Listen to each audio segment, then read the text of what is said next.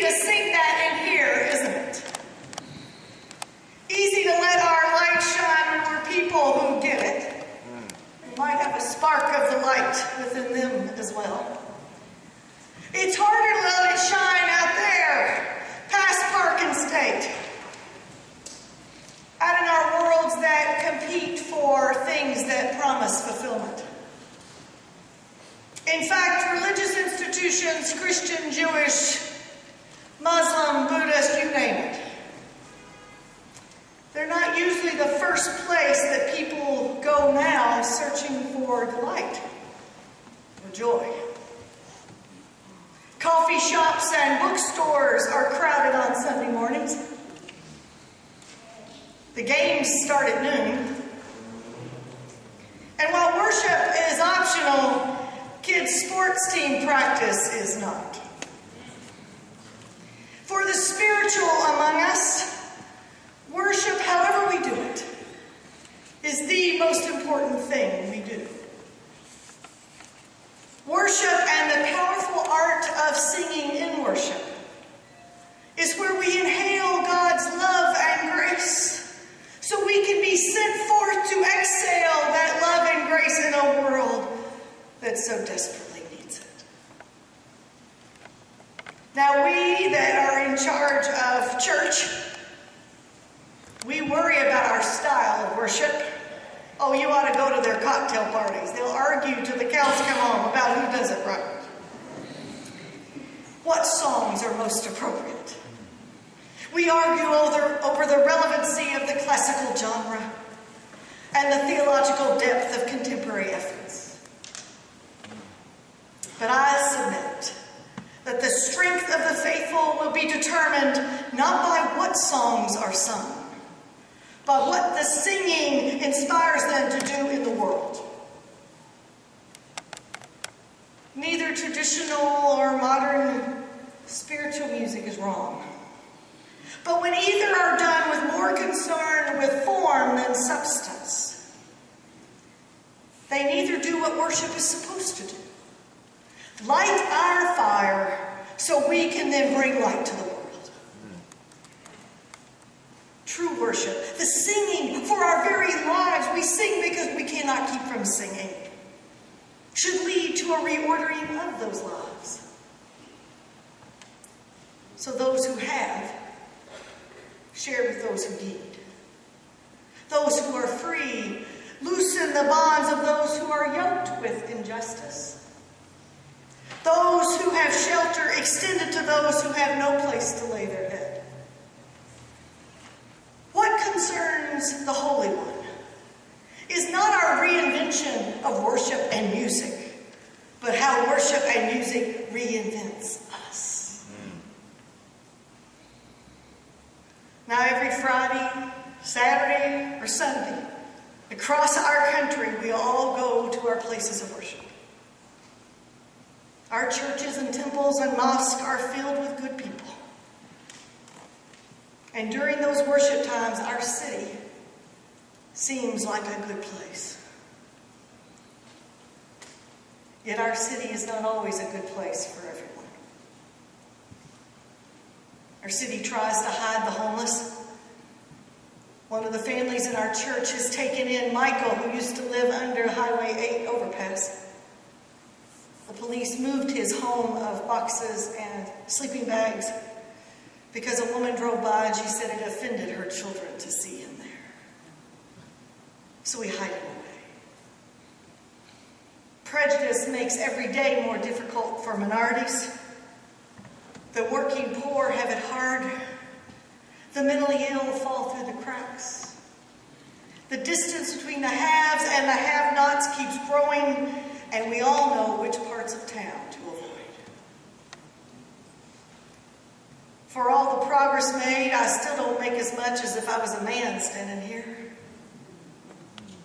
It's difficult to be old in a society that idealizes youth. It's not easy being single in a culture that's designed for couples. It's hard to be gay or lesbian when many are quick to judge and ostracize. And I can tell you from personal experience, those that promise to love you best Families and churches are often the ones that throw the first stone. I wonder if an outsider might find it hard as they look through our and your stained glass windows to make the connection between what happens when we sing and what happens in our city the rest of the week.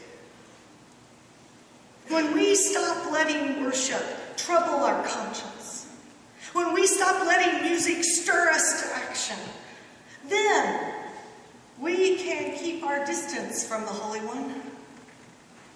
And then likewise, we can keep our distance from God's children. We must make the connection between what we do in here, or wherever you do it, and what we do out there. Between getting fed on Sunday mornings and feeding the hungry on Thursday nights. Between singing about the love of God and showing the love of God to the world, the things and those that the world has labeled unlovable. We must connect that our spirituality cannot be based on the form of what we do in our sanctuaries, but on the substance of what we do, so we can be, as Isaiah puts it, repairers of the breach and restorers of streets to live in. When we worship God with our whole hearts, then our hearts will be large enough to share our food with the poor. When we sing of the light of God within us, we gain strength then to bring that light to those whose lives are filled with such shadows of poverty and lack of opportunity. So how do we let our light shine? By acts of love, mercy, and justice. We help the poor and the hungry and the oppressed, not so we earn a place in the realm of God, but we do it in response to how the light of God has changed us. So why are you here today? To sing, to be inspired by singing, to lead the efforts of those who find their voices. But if you're just planning on going through the motions and singing the songs and never engaging your hearts, or giving an offering and not giving of yourself, you're not doing God or yourself any good. You're not doing any favors to them. You don't get points for attendance. But if you really sing for God today, it will show in how you share with those in need, how you listen to the lonely, how you find the courage to see the pain and walk with others in it, and the willingness to serve your neighbors. There is an exciting new opportunity for you to do just that. To volunteer, to serve our city, to contribute time and money, to make a difference.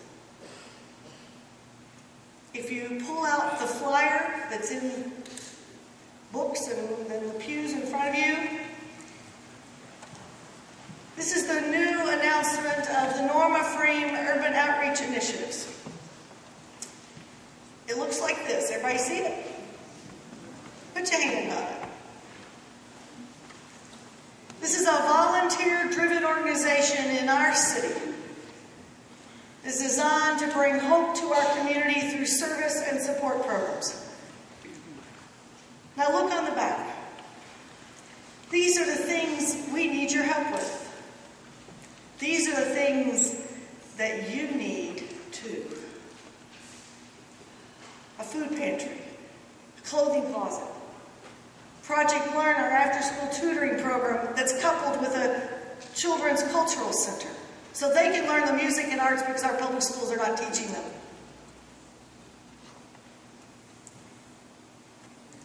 Our weekly supper called Feel the Warmth, or the feast at Thanksgiving. The parish nurse program who helps people in all sorts of situations. Our senior care, cancer support, addiction recovery, urban work camps for you suburban folks that you don't have to go to New York City. You can come right here, stay in this church, and we'll put you to work for Habitat somewhere in one of our neighborhoods. We've started our English as a second language education, and we're beginning a community garden with B'nai Israel up the street. The Norma Pfriem Urban Outreach Initiative needs your help. We're just beginning. We want to be a mission magnet for people who want to do good by our city, want to contribute and have the means and the talents and the time to do it, that want purpose in their life, who want to live out what they sing about. Come on down, roll up your sleeves, we'll put you to work. And I bet your soul needs you to help as well. To let your light shine right here in our city, so we can bring hope to this community. God knows it needs it. After all, we are all here. You are here because of your faith in God, whatever that means to you, means anything to you. It does something. It changes you so you can change the world. And we thank you for doing that today. Amen. Amen.